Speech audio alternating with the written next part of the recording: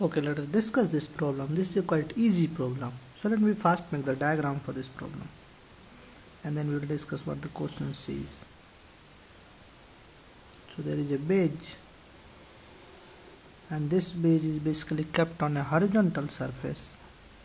This surface is a smooth, that is mu is equals to 0. So this is the horizontal surface, and mass of this wedge is m, and the height of this wedge is capital H.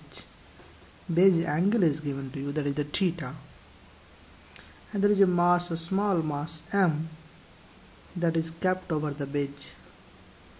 So this mass is m. Now this wedge can basically move, and this mass can also move. So this surface is also frictionless, mu is equals to 0. Let me read the question. This says a block of mass m is released from the top of the wedge of mass capital M. So this mass is initially at rest, and now it is left. So this will start going downward. Find the displacement of wedge on the horizontal ground. So we have to find displacement of wedge.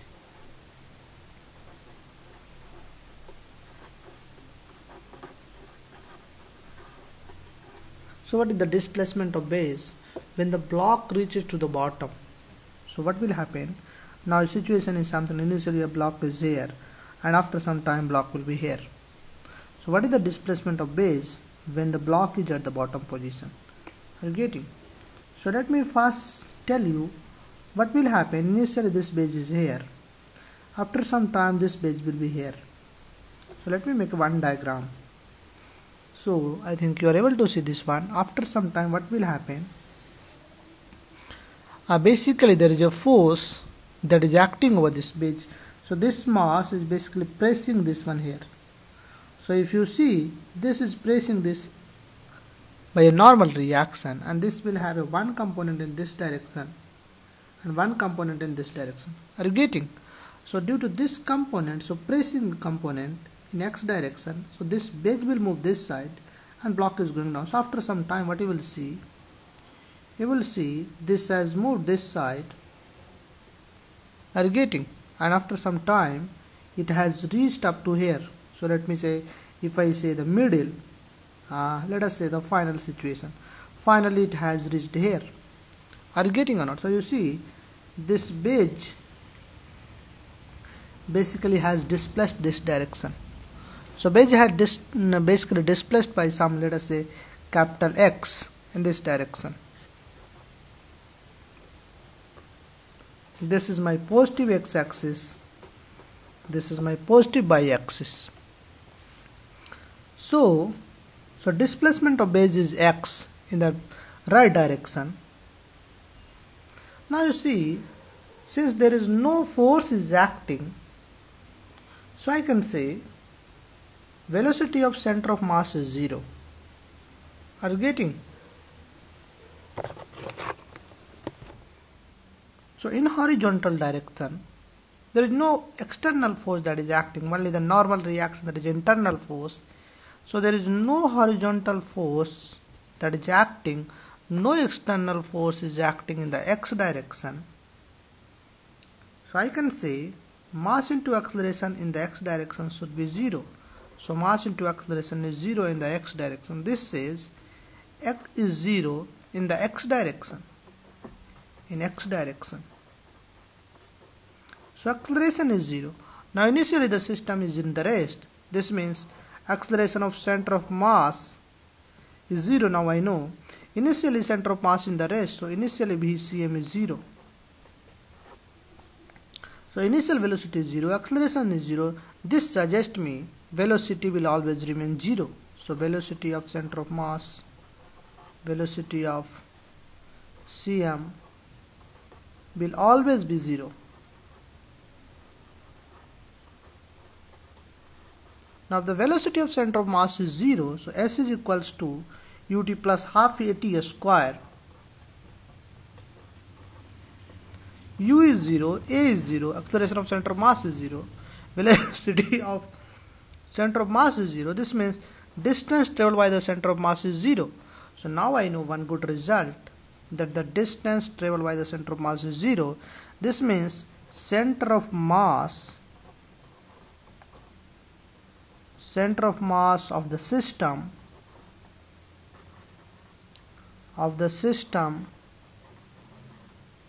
remains at rest.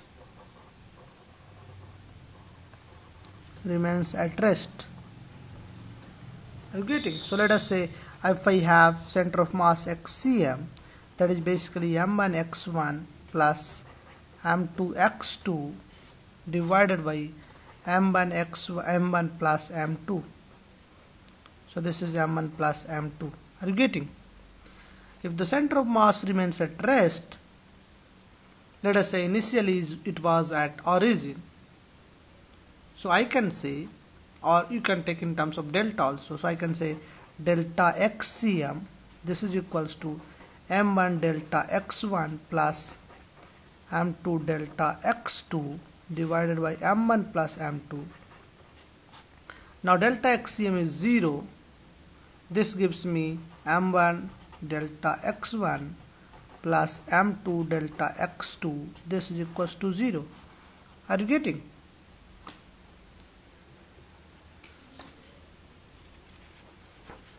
Now only thing is we have to find delta x1 and delta x2. So let us say the biggest phase, this big base, initially it was here.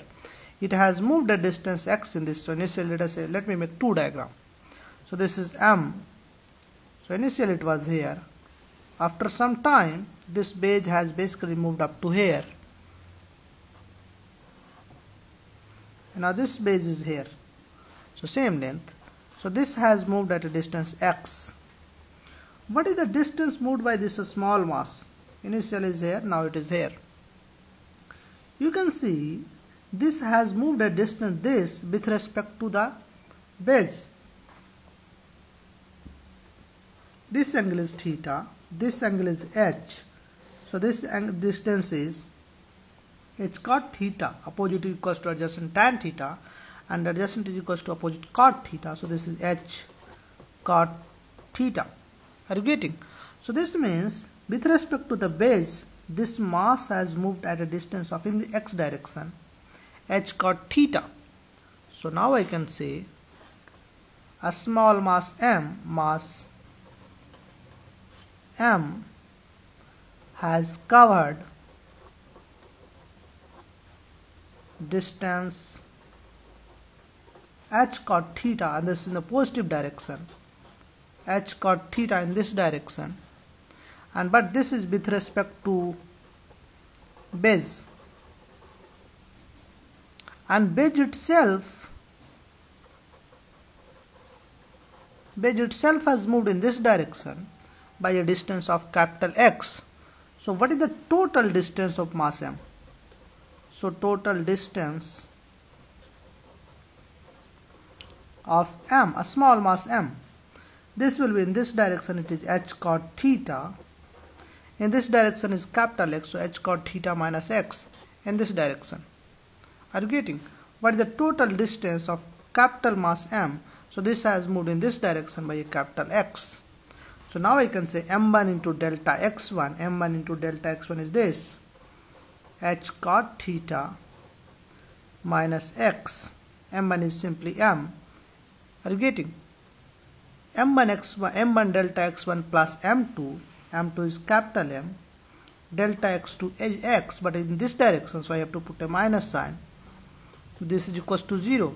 I can write again m into h cot theta minus x is equals to m into x. I can take x that side, so I will have h m cot theta is equals to, a capital X is common, m plus m.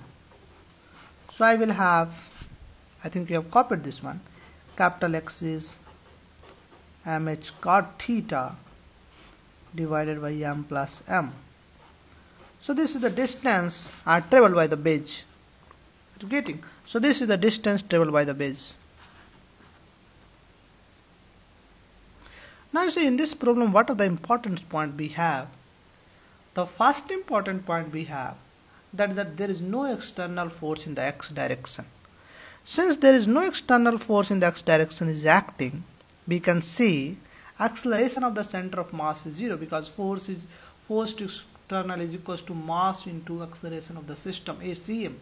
So acceleration of the system is 0, and now I can apply v is equals to u plus at. Acceleration is 0, initial velocity is 0, so this means v is 0. This means center of mass will always in the rest.